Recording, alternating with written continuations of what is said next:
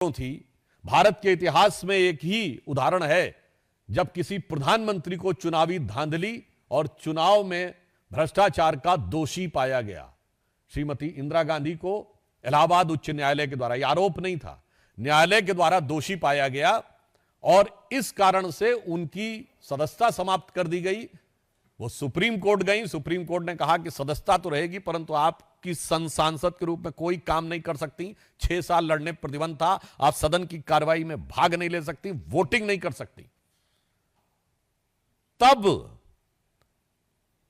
ये इमरजेंसी लगाकर वो जो संविधान का 38वां और 39वां संशोधन था वो रेट्रोस्पेक्टिवली लगाया गया, यानी भूतलक्षी प्रभाव से लगाया गया कि और प्रधानमंत्री पर कोई टिप्पणी कोर्ट नहीं कर सकता, प्रधानमंत्री के किसी निर्णय की कोई समीक्षा नहीं कर सकता।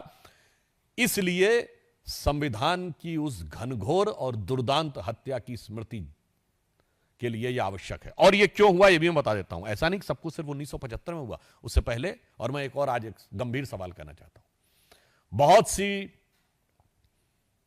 फॉरेन की इंटेलिजेंस एजेंसीज की रिपोर्ट्स जो डिक्लासिफाइड हो चुकी हैं और कईयों ने पब्लिश भी किया है, मैं इस कैविएट के साथ बोल रहा हूं, कांग्रेस पार्टी को उसमें अगर आपत्ति है और हिम्मत है तो उन पर मुकदमा करना चाहिए। Mitrokhin's archive KGB and the world part 2, जिसमें भारत का उल्लेख है, उसमें तो क्या क्या वर्णन है कि इमरजेंसी के दौरान विदेश की शक्तियां किस ढंग से भारत की सत्ता को संचालित कर रही थीं, कहां कहां तक हस्तक्षेप कर रही थीं।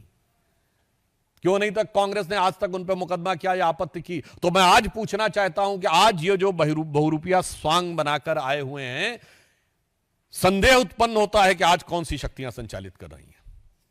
क्योंकि यह चुनाव भारत के इतिहास का पहला चुनाव था जब किसी विदेश में बैठे हुए धन कुबेर ने बाकायदा बयान दिया था, प्लेज करते हुए कि मैंने $1 बिलियन रखा हुआ है मोदी जी को सत्ता से बाहर करने के लिए।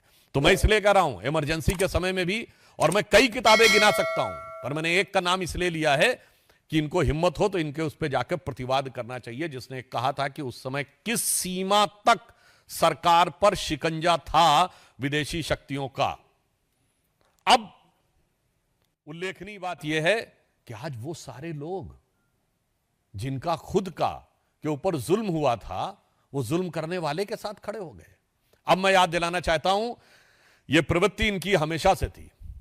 जवाहरलाल नेहरू जी की सरकार के समय में पहला कॉन्स्टिट्यूशनल अमेंडमेंट किस बात के लिए हुआ था? अभिव्यक्ति की स्वतंत्रता को कर्टेल करने के लिए। और वो भी कब हुआ था?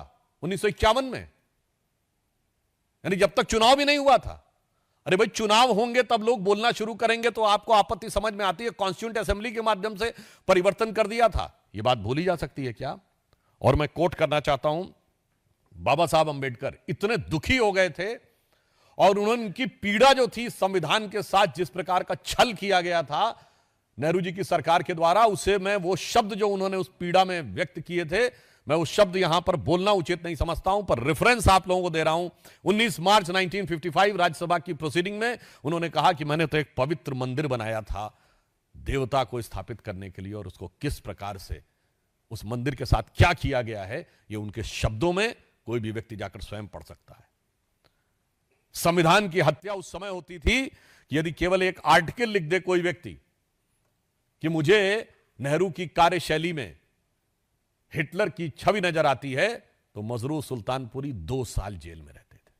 संविधान की हत्या यह थी कि अगर किशोर कुमार यह कह दें कि मैं कांग्रेस के द्वारा प्रायोजित एक पब्लिक प्रोग्राम में नहीं जाऊंगा तो ऑल इंडिया रेडियो पर सारे गाने बंद हो जाते थे।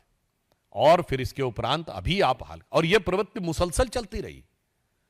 जब राजीव गांधी जी आए तो याद करिए, पोस्ट एंड टेलीग्राफ एक्ट क्या था कि आपकी चिट्ठी कोई भी खोल के पढ़ सकती थी सरकार, यह एक्ट लाया गया था।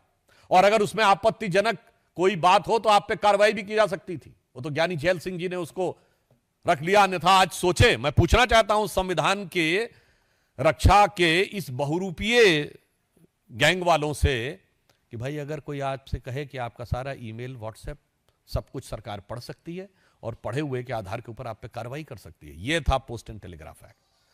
संविधान की हत्या यह थी कि 5000 सिखों की हत्या के बाद सर्वोच्च पद पर बैठा हुआ व्यक्ति कहे कि बड़ा पेड़ गिरता है तो धरती हिलती है, और संविधान की हत्या यह थी जिसे अभी चंद दिन पहले सर्वोच्च न्यायालय ने नलीफाई किया है कि यदि शरिया और सर्वोच्च न्यायालय में मतभेद हो जाए तो सर्वोच्च न्यायालय के निर्णय को रौंद कर संविधान को से ऊपर शरिया को कर दिया जाए। यह संविधान की हत्या थी।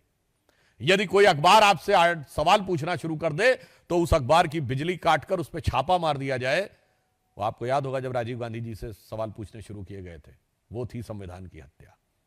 अब आइए 1980 में मैं याद दिलाना चाहता हूं, जब इंदिरा जी वापस सरकार में आई, कांग्रेस पार्टी से पूछना चाहता हूं, विपक्ष की सारी सरकारें बर्खास्त कर दी गई राज्यों की। All the state governments were dismissed in 1980। क्या प्रीटेक्स्ट पे? कि केंद्र में चूंकि आपकी पार्टी चुनाव हार गई है, इसलिए अब आपका कोई नैतिक अधिकार नहीं है कि आप सत्ता में बने रहें। यह थी संविधान की हत्या। नरसिम्हा राव का समय आता है, आप सोचिए, हमारी 3 सरकारें बर्खास्त की जाती हैं। किस बात पे? हिमाचल, राजस्थान, मध्य प्रदेश की सरकार किस बात पे बर्खास्त की जाती है? यह थी संविधान की हत्या। और मैं संविधान की हत्या का एक और उदाहरण देना चाहता हूं। यूपीए 1 सरकार, जो सोनिया जी की छत्र छाया में सुपर पीएम के द्वारा चल रही थी, मनमोहन सिंह जी के द्वारा, पहली बात, सर्वोच्च संवैधानिक निर्णय लेने की एग्जीक्यूटिव बॉडी